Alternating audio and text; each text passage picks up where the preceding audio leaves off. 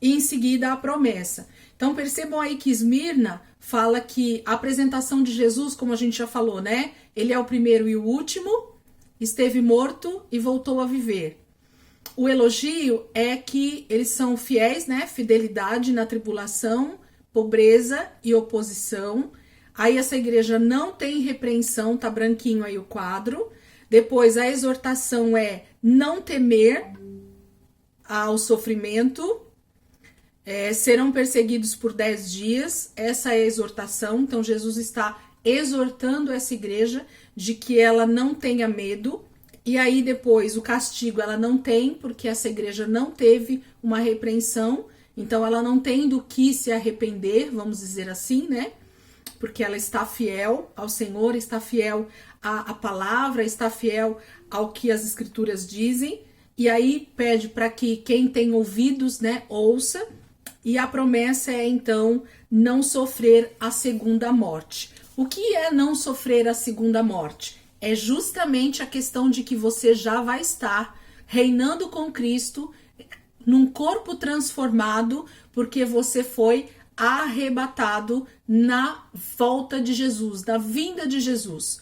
Então você já foi transformado, o teu corpo já está transformado, você já está reinando com Cristo, e então você não vai sofrer a segunda morte no juízo final, no trono branco, que nós vamos ver lá no final, no capítulo 19, 20, 21 aí de Apocalipse, ok? Então, essa igreja, Esmirna, ela está sendo avisada sobre tudo isso que ela vai sofrer. Muito provavelmente essa igreja, muitos vão morrer. E aqui quando eu falo igreja, mais uma vez vamos lembrar, gente, está falando de um povo, de pessoas, de seres humanos que estão representando aqui a igreja de Esmirna. Pessoas fiéis, pessoas tementes, pessoas realmente convertidas, nascidas de novo, que estão obedecendo à palavra e não à religião, ok? Que não se dizem judeus e nem crentes simplesmente porque congregam numa igreja, mas são fiéis à palavra e a Deus, ok? Essa é a igreja de Esmirna, ok? Entendido aí? Podemos passar para Pérgamo? Alguém quer perguntar alguma coisa, aproveitando que a gente está dentro de Esmirna, ou podemos caminhar? Quer falar alguma coisa, pastor, de Esmirna? Tá tranquilo aí? Bora lá? Então vamos embora. Vamos embora. Deixa eu ver se eu tinha feito mais alguma anotação aqui. Eu coloquei aqui no final das minhas anotações. Oi, querido. Pode falar, Ivaldo. Só com relação à coroa da vida. Essa coroa da vida será dada somente aos que passarem por essa tribulação? No meu entendimento, a coroa da vida vai ser dada a todos os que forem arrebatados na volta de Jesus. Os que são a igreja a santa, né? Porque vai entrar as virgens prudentes, né? Aqueles que realmente se prepararam para a volta de Jesus e então foram arrebatados na volta de Jesus. Já tiveram esse momento de ressurreição, de corpos transformados. Esses é que vão receber a coroa da vida, porque são esses que vão reinar com Cristo durante o reino milenar, durante o reino no milênio, né? A gente vai ver isso um pouco mais para frente, mas são esses os que já forem transformados, arrebatados na volta de Jesus, são esses que vão reinar com Cristo, ok? Então, por isso, coroa da vida. Vão ter os salvos aí no meio do caminho, depois da volta de Jesus, até o término, né, do reino milenar, vão ter muitos salvos. Vão ter muitas pessoas que vão ser salvas ainda durante esse período. E aí para o dia do juízo do trono branco. E aí eles vão ser salvos também e vão viver a vida eterna, mas eles não tiveram a oportunidade de ser arrebatados na volta de Jesus e de ter de reinar juntamente com Cristo durante o reino milenar. Essa é a diferença. Então, todos serão salvos, aqueles que forem salvos, mas existem aqueles, vamos tentar só pôr nomenclatura para a gente entender. A primeira leva, né, que então se preparou para ser essas virgens prudentes e que estavam preparados e se santificaram e buscaram a Deus e foram fiéis até a morte, ou não, né, mas no dia da volta de Jesus estavam preparados, porque não quer dizer que todos vão morrer, tá, não vão passar pela primeira morte, mas eles então já foram transformados, recebem a coroa da vida, reinam com Cristo e não passam por esse julgamento final e podem sofrer a segunda morte, ok? Essa outra leva pode vir a sofrer a segunda morte, porque eles podem se dobrar ainda ao anticristo lá no final. É um outro pedaço aqui, eu só não quero entrar, porque senão a gente começa a entrar em outros assuntos. Mas é isso, essa coroa da vida tem a ver com aqueles que forem fiéis para a volta de Jesus. É isso. Deu para entender aí? Certo?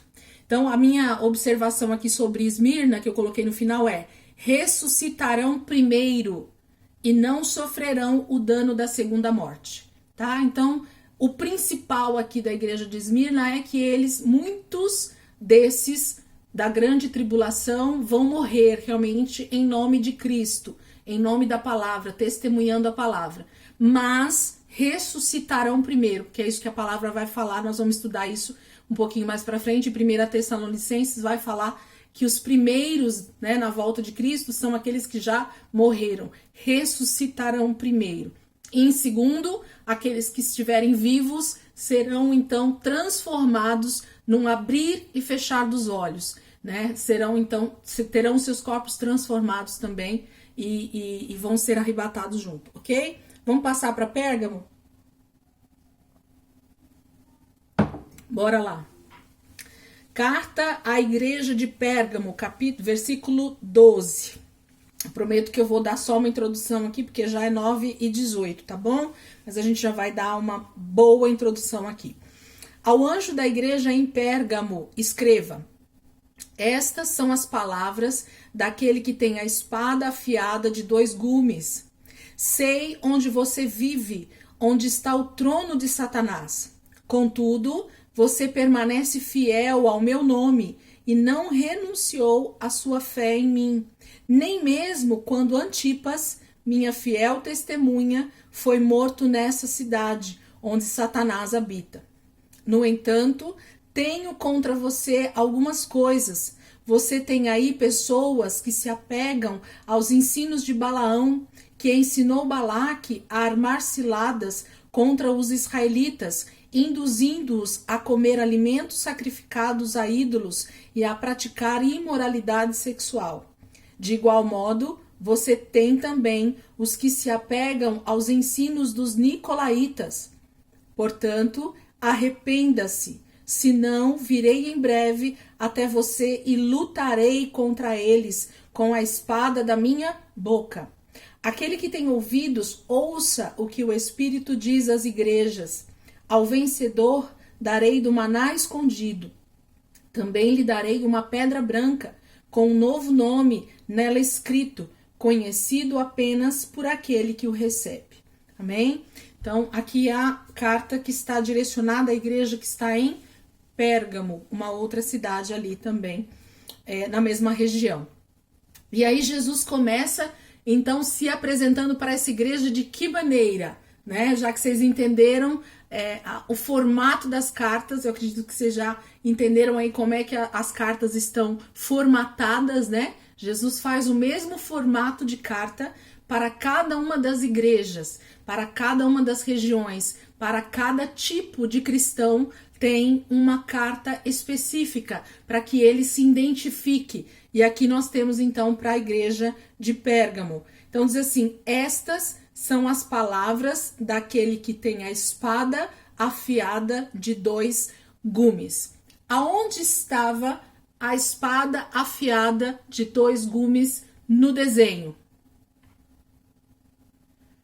Na boca, né? Adriana, Débora, Soninha, boca, né? Então, a espada afiada de 2 gumes estava na boca de Jesus, ali na visão que João tem de Jesus. E Jesus se apresenta então para a igreja de Pérgamo como aquele que... Estas são as palavras daquele que tem a espada afiada de 2 gumes. Aonde está a espada? Na boca. Então, Jesus está se apresentando como aquele que tem uma espada afiada de 2 gumes em sua boca. Nossa, vocês já imaginam o que essa igreja de Pérgamo está aprontando? Por que Jesus se apresenta para essa igreja, para esse tipo de cristão, como aquele que está com a espada afiada, prontinha para passar ela, né? Então nós vamos ver que essa igreja, ela tem uma particularidade a respeito da necessidade de Jesus se apresentar para ela como aquele que tem a espada de 2 gumes afiada, ok? E quando a gente fala da espada de 2 gumes, o que vem à mente de vocês a respeito da palavra de Deus? Em qual outra parte da palavra ou em que outro versículo aparece essa expressão espada afiada de 2 gumes? Hebreus 4, 11. Como é, pastor? Tá fácil aí? Hebreus 4, 12. Pode ler para nós, se tiver fácil. Porque a palavra de Deus é viva e eficaz, e mais penetrante que qualquer espada de 2 gumes, e penetra até a divisão da alma e do espírito, e das juntas e medulas, e é apta para discernir os pensamentos e intenções do coração. Exatamente. Então anota aí do ladinho de Apocalipse 2, 12, né? O início aí da carta de Pérgamo, Hebreus 4, 11. É isso, pastor? Me lembra aí que eu não anotei aqui nas minhas anotações. Isso, Hebreus 4, 12, Hebreus 4, 11, né? O pastor acabou de ler para nós. Que fala que a palavra de Deus, ela é essa espada de 2 gumes. Opa, vamos fazer agora uma interação, então? A palavra está dizendo em Hebreus que a palavra de Deus é esta espada de 2 gumes, ok? E que divide alma e espírito, juntas e medulas. Ela consegue discernir o coração humano. Ela consegue, então, fazer a separação entre espírito e alma, entre carne e espírito, entre Deus e o homem, entre o pecado e a santidade. Essa palavra que é uma espada de 2 gumes, ela é capaz, ela consegue fazer isso. E então, Jesus está dizendo para a igreja de Pérgamo que este é aquele, né? Estas são as palavras daquele que tem a espada afiada de 2 gumes. E na visão que João teve, essa espada estava na boca.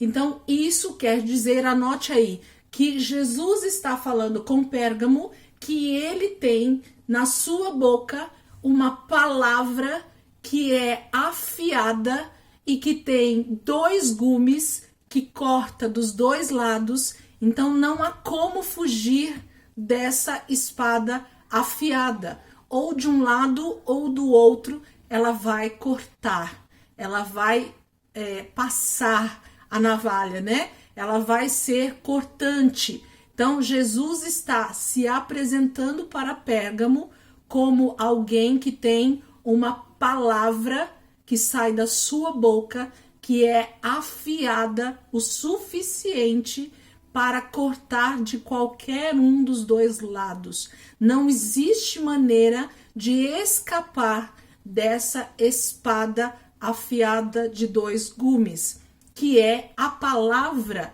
de Deus, e que essa palavra sai da boca de Jesus. Se vocês voltarem só alguns versículos, só para a gente ler junto aqui, porque eu cheguei a anotar, eu acho que no dia eu não falei com vocês, mas Apocalipse 1, 16 fala sobre a visão lá que nós desenhamos. E diz assim, Apocalipse 1, 16, tinha em sua mão direita 7 estrelas. Então todas as igrejas estão na mão de Jesus, ok? E da sua boca saía uma espada afiada de 2 gumes. ok? Então da boca de Jesus sai uma espada afiada de 2 gumes. A própria palavra de Deus é essa espada, Hebreus está falando. Então a gente pode acreditar que todas as vezes que Deus fala, que Deus pronuncia uma sentença, que Deus se comunica com a igreja, com nós que somos a igreja de Cristo, ele tem essa espada afiada na sua boca. E essa espada vem para trazer, então, muitas vezes, juízo, correção, para realmente guerrear contra aquele com quem ele está falando. Por isso que para Pérgamo, Jesus se apresenta como este que tem a espada afiada de 2 gumes. Então ele está dizendo para Pérgamo assim: se prepare, eu vou falar. Se prepare, eu tenho uma palavra para vocês. Eu vou pronunciar palavras, eu vou falar algumas coisas. E dependendo do que eu fale, essa espada, ela vai cortar, ela vai trazer juízo, ela vai trazer sentenças sobre aqueles que estão ouvindo, ok? E aí ele diz assim no 13, já vou terminar aqui. Sei onde você vive. Ele está falando para a igreja de Pérgamo. Sei onde você vive. Aonde que a igreja de Pérgamo vive? Onde está o trono de Satanás. Ok? Então ele está dizendo que a igreja de Pérgamo, ela vive, ela convive, né? Ela vive mesmo, essa é a palavra, onde o trono de Satanás está. Trono fala do que, gente? Trono fala de reino, trono fala de governo, trono fala de reinado, trono fala de alguém que está assentado sobre o trono. E aqui Jesus está dizendo nitidamente que a igreja de Pérgamo, ela vive aonde o trono de Satanás está. Então, mais uma vez, eu vou alertar vocês e a mim mesma. Jesus está trazendo essas cartas como uma referência para as igrejas, os tipos de igreja que existem ao longo da humanidade, a partir dessas cartas, quando elas foram enviadas por João, trazendo alerta para a igreja de Cristo na terra. Um alerta do quê? De que Jesus vai voltar, independente do período que isso seja. Pode ser daqui 5 anos, pode ser daqui 10, pode ser daqui 50. Como é que eu vou ser vista por Jesus? Qual igreja eu sou? Em qual igreja eu me enquadro? Então não importa se a igreja de Cristo já morreu, né? Se foram os cristãos no século I, no século II, no século IV, no século XV, no século XVI, no século XVIII, no século XX ou no século XXI. Para todos os séculos, a palavra é a mesma. Por isso que sempre termina: aquele que tem ouvidos, ouça o que o Espírito diz às igrejas. Não é algo específico, mas é algo direcionado para a igreja em qualquer momento da história, porque Jesus vai voltar. E dependendo da forma com que ele me encontrar, é aquilo que vai acontecer comigo posterior a isso. Então a preocupação de Cristo em trazer as cartas para a igreja era justamente demonstrar, através dessas cartas, dessas correções, desses alinhamentos. Lembra que eu falei na última aula também? Deus está alinhando a sua igreja debaixo de santidade, debaixo de correção, debaixo de pedido de mudança de mente, né, de arrependimento, que é mudança de mente. Então, ou você se posiciona como um verdadeiro cristão na terra, mesmo que seja onde o trono de Satanás está, que é justamente nos últimos dias, ou em qualquer período da história, porque Satanás esteve assentado durante todo esse tempo, desde o pecado. A palavra de Deus diz claramente que este mundo, ele é de Satanás. Quando o diabo tenta Jesus ali no deserto, ele diz claramente: se você me adorar, eu vou te dar todos os reinos da terra. Então, infelizmente, por conta do pecado, a terra foi entregue a Satanás. E ele é o que está reinando até hoje.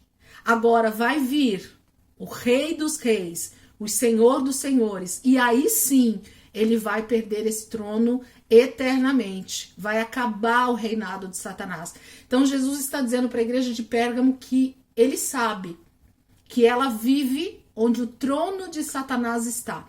Muitas pessoas pegam esse versículo somente baseado na história, tá? Já vou finalizar aqui, tá, gente? Só para mim não perder o raciocínio. Muitas pessoas pegam esse versículo e levam para a história, porque na verdade a cidade de Pérgamo, ainda que isso tenha uma referência histórica, Jesus não está falando só de forma histórica, ok? Porque se você pegar uma foto, eu acho que até tem na apostila quem imprimiu talvez tudo, eu não quis que vocês imprimissem porque eu acho que isso não é necessário. Mas olha aqui, eu vou mostrar para vocês aqui, para quem não imprimiu tudo. Olha essa foto. Vou mostrar aqui na câmera para vocês. Tá vendo aqui, ó? Esse aqui é o modelo da cidade de Pérgamo. Vocês estão vendo que tem um monte de casas embaixo e ela é numa colina, ela é num monte. Aí, olha o que tem... Não? Tá. Não tem problema. Depois deve ter essa foto na internet, eu vou tentar pegar ela para mostrar. Aí, olha o que tem lá no topo dessa colina, ó. Um altar de Pérgamo, o trono de Satanás. É um templo. Esse templo, se não me engano, era de um deus... eu não me lembro agora o nome do deus que eles veneravam lá em Pérgamo. Esqueci agora aqui na minha cabeça.